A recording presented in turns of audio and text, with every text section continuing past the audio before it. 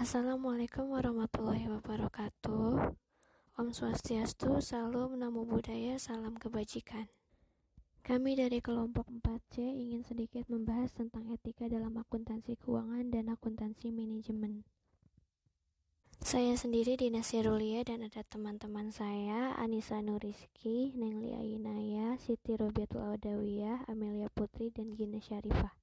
Saya Dina Sirulia ingin sedikit menjelaskan tentang akuntansi keuangan dan akuntansi manajemen itu sendiri. Akuntansi ialah pengukuran, penjabaran, atau pemberian kepastian mengenai informasi yang akan membantu manajer, investor, otoritas pajak, dan pembuat keputusan lain untuk membuat alokasi sumber daya keputusan di dalam perusahaan, organisasi, dan lembaga pemerintah. Selanjutnya ada istilah dari akuntansi keuangan, yaitu ialah bagian dari akuntansi yang berkaitan dengan penyiapan laporan keuangan untuk pihak luar, seperti pemegang saham, kreditor, pemasok, serta pemerintah. Prinsip utama yang dipakai dalam akuntansi keuangan adalah persamaan akuntansi atau aset sama dengan liabilitas ditambah ekuitas. Selanjutnya istilah dari akuntansi manajemen, yaitu sistem akuntansi yang berkaitan dengan ketentuan dan penggunaan informasi akuntansi untuk manajer atau manajemen dalam suatu organisasi dan untuk memberikan dasar kepada manajemen untuk membuat keputusan, yaitu diantaranya pertama ada tanggung jawab dari akuntansi keuangan. Tanggung jawab dari akuntansi keuangan yang pertama adalah menyusun laporan keuangan dari perusahaan secara integral sehingga dapat digunakan oleh pihak internal maupun eksternal perusahaan dalam pengambilan keputusan.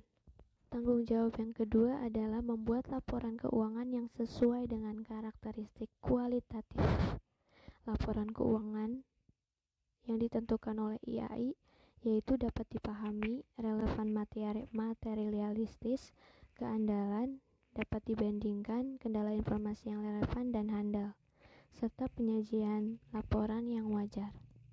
Yang selanjutnya ada tanggung jawab dari akuntansi manajemen, yaitu pertama, melakukan perencanaan, menyusun dan berpartisipasi dalam mengembangkan sistem perencanaan, menyusun sasaran-sasaran yang diharapkan, dan memilih cara yang tepat untuk memonitor arah kemajuan dalam pencapaian sasaran.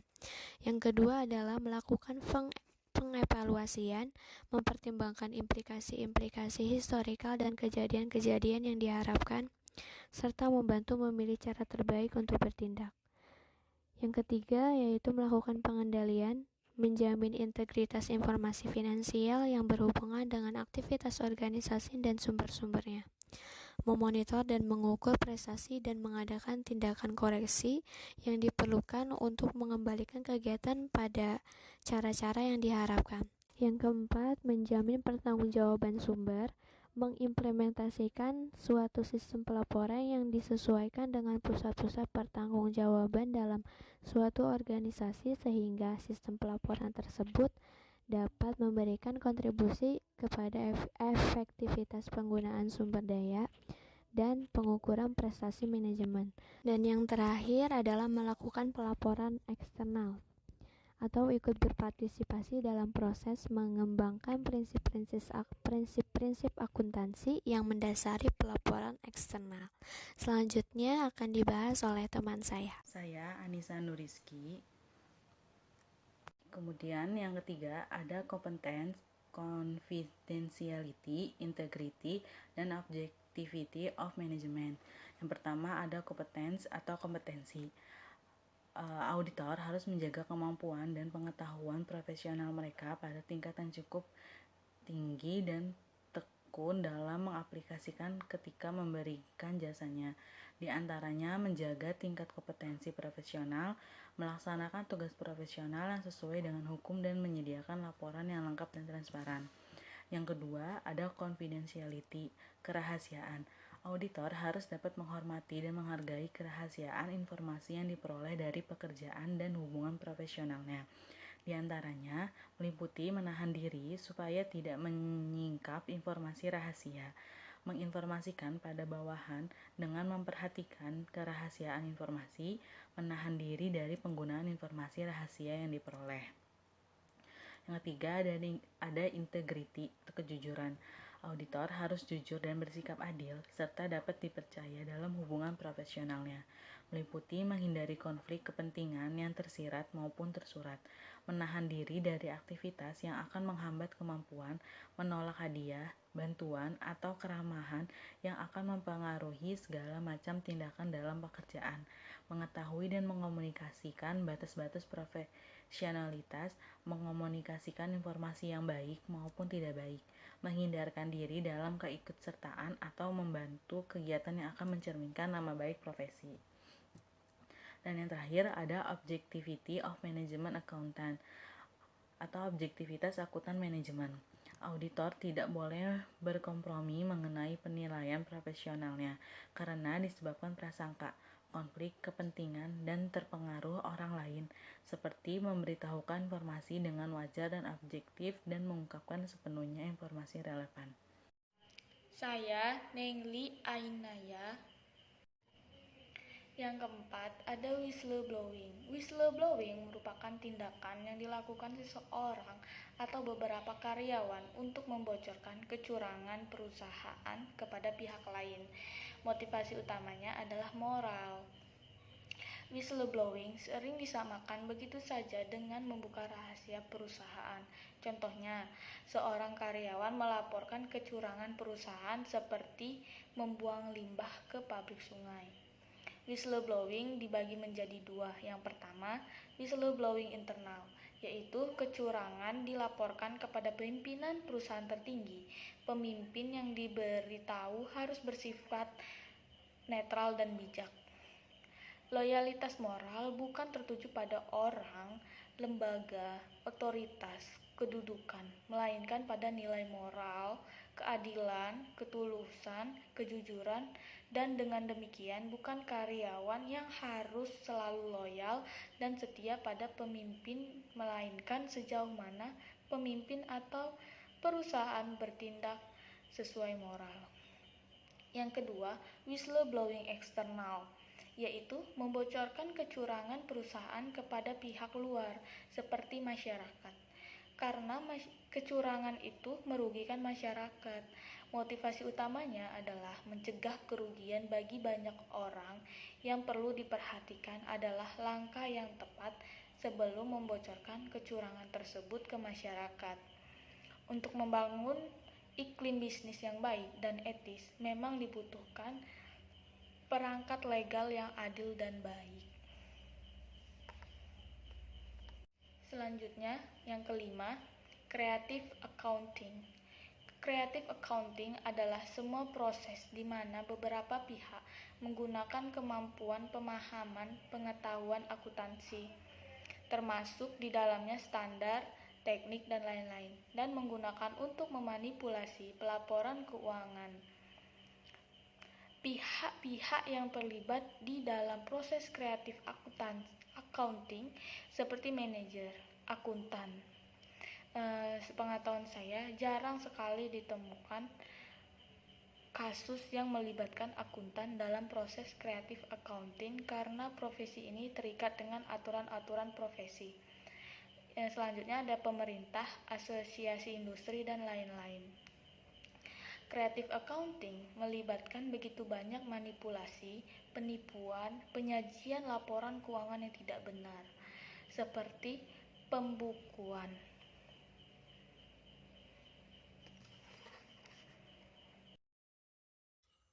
Saya Amelia Putri akan menjelaskan materi yang selanjutnya keenam, yaitu fraud accounting.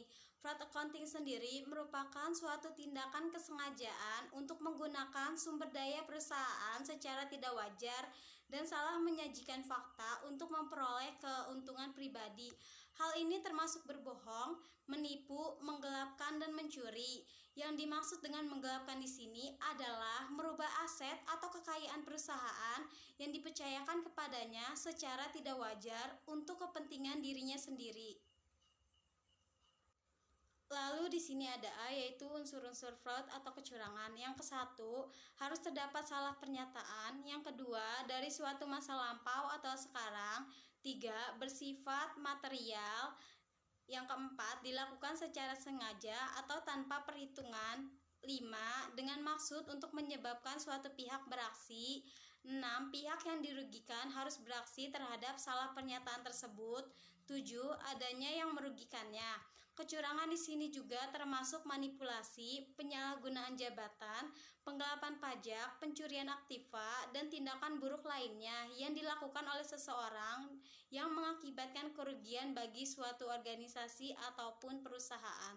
Selanjutnya, B, yaitu faktor pemicu fraud atau kecurangan.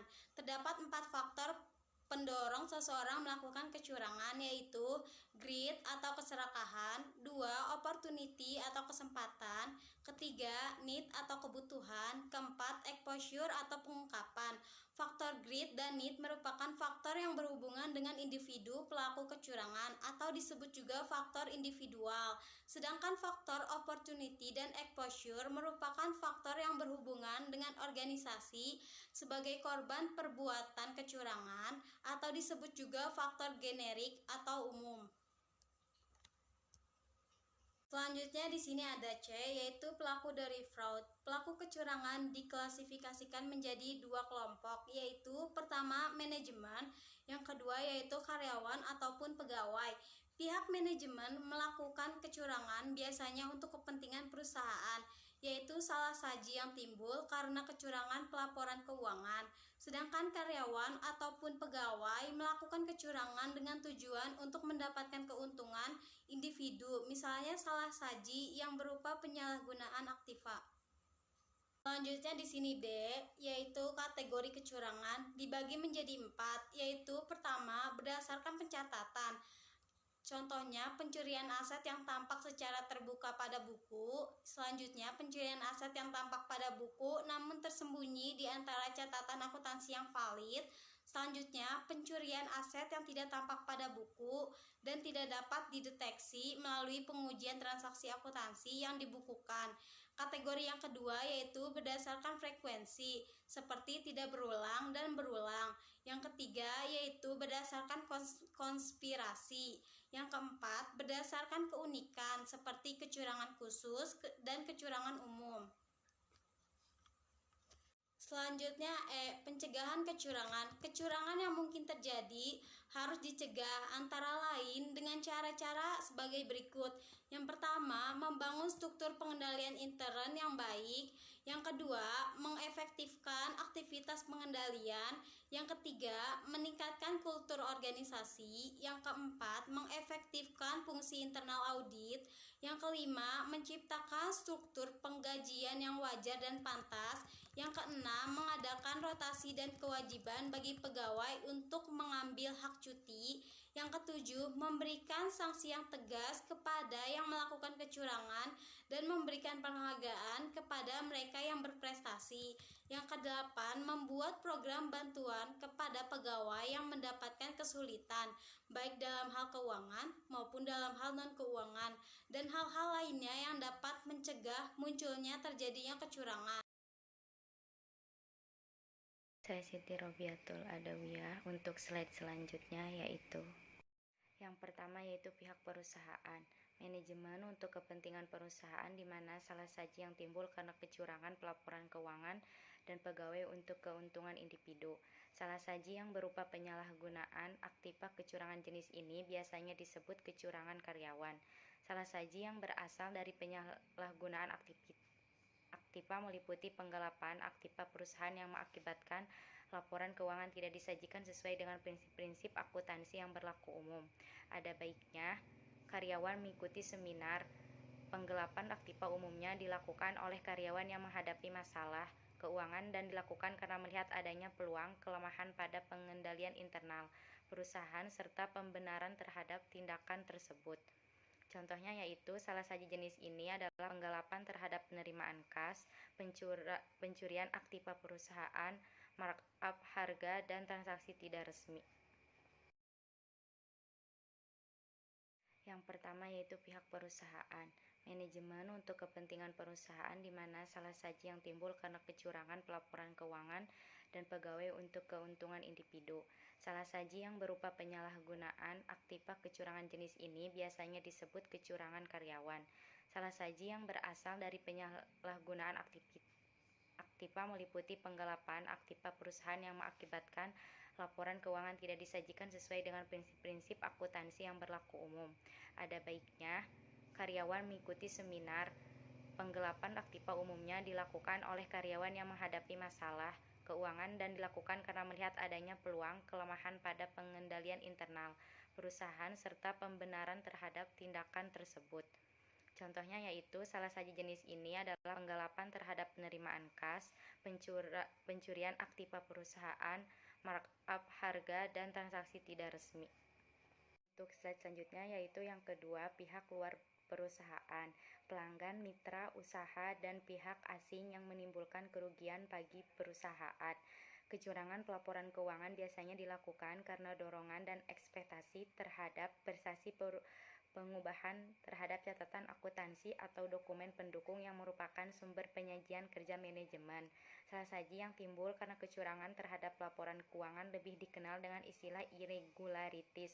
Bentuk kecurangan seperti ini seringkali dinamakan kecurangan manajemen. Misalnya berupa manipulasi, pemalsuan atau laporan keuangan, kesenjangan dalam salah menyajikan atau sengaja menghilangkan suatu transaksi, kejadian, atau informasi penting dari laporan keuangan. Untuk itu, sebaiknya Anda mengikuti auditing workshop dan fraud workshop. Saya Gina Saripah akan menjelaskan contoh kasus, di mana 9 KLP yang diduga melakukan koalisi dengan kliennya pada tahun 2001, ICW atau Indonesian Corporation Watch meminta pihak kepolisian mengusut kasus 9 KP berdasarkan laporan BPKP pada tahun 1995 sampai 1997. Koordinator ICW, yaitu Teten Mas Duki, mengungkapkan berdasarkan temuan BPKP di mana 9 dari 10 KP ini yang melakukan audit terhadap sekitar 36 bank bermasalah ternyata tidak melakukan pemeriksaan dengan standar audit, sehingga bank tersebut dibukukan oleh pemerintah pada tahun 1999. Kesembilan bank tersebut telah menyalahi aturan etika profesi. ICW juga menduga hasil KP itu bukan sekedar human error atau kesalahan dalam penulisan laporan keuangan yang tidak sengaja, tapi kemungkinan ada berbagai penyimpangan dan pelanggaran yang dicoba ditutup dengan melakukan rekayasa akuntansi. Dan juga menyayangkan, Dirjen Lembaga Keuangan tidak melakukan tindak administratif meskipun pihak BPKP ini telah menyampaikan laporannya. Karena itu, kemudian ICW mengambil inisiatif untuk mengekspos laporan BPKP karena kesalahan 9 KP ini tidak ringan. Menurut Teten juga menyatakan, kami mencurigai 9 KP ini telah melanggar standar audit sehingga menghasilkan laporan yang menyesatkan bagi masyarakat. Misalnya, mereka memberi laporan bank tersebut sehat, ternyata pada waktu singkat bank tersebut bangkrut. Ini sangat merugikan bagi masyarakat. Kita mengharapkan ada tindakan administratif dari Departemen Keuangan, misalnya mencabut izin kantor akuntan publik itu. ICW juga sudah melaporkan tindakan dari 9 KP itu kepada Majelis Kehormatan Ikatan Akuntansi Indonesia atau IAI dan sekaligus meminta supaya dilakukan tindakan etis terhadap keanggotaannya yang melanggar kode etik profesi akuntan. Ini kode etik yang pertama yaitu melanggar prinsip pertama tentang tanggung jawab profesi, di mana prinsip tanggung jawab profesi ini mengandung makna bahwa akuntan sebagai pemberi jasa profesional memiliki tanggung jawab kepada semua pemakai jasa. Mereka termasuk masyarakat dan juga pemegang saham. Dalam kasus ini, dengan menerbitkan laporan palsu, maka akuntan telah menyalahi kepercayaan yang diberikan masyarakat kepada mereka, selaku orang yang dianggap dapat dipercaya dalam penyajian laporan keuangan. Kode etik yang kedua yang dilanggar yaitu prinsip kepentingan publik. Prinsip kepentingan publik ini setiap anggota berkewajiban untuk senantiasa bertindak dalam merangka pelayanan kepada publik, menghormati kepercayaan publik, dan menunjukkan komitmen atas profesionalisme dalam kasus ini. Para akuntan ini dianggap telah mengkhianati kepercayaan publik dengan menyajikan laporan keuangan yang direkayasa. Kode etik ketiga yang dilanggar yaitu prinsip integritas, di mana prinsip integritas itu memelihara dan meningkatkan kepercayaan publik. Setiap anggota harus memenuhi tanggung jawab profesionalnya dengan integritas setinggi mungkin. Dalam kasus ini, 9 KP tersebut tidak bersikap jujur dan berterus terang kepada masyarakat umum dengan melakukan koalisi dengan kliennya. Kode etik keempat yang dilanggar yaitu prinsip objektivitas. Prinsip objektivitas ini adalah setiap anggota harus menjaga objektivitasnya dan bebas dari bentukan kepentingan dalam pemenuhan kewajiban profesionalnya. Dalam kasus ini, 9 KP dianggap tidak objektif dalam menjalankan tugas. Mereka telah bertindak berat sebelah, yaitu mengutamakan kepentingan klien dan mereka tidak dapat memberikan penilaian yang adil, tidak memihak, serta bebas dari benturan kepentingan pihak lain. Terima kasih, sekian paparan dari kami, kurang lebihnya mohon maaf. Wassalamualaikum warahmatullahi wabarakatuh.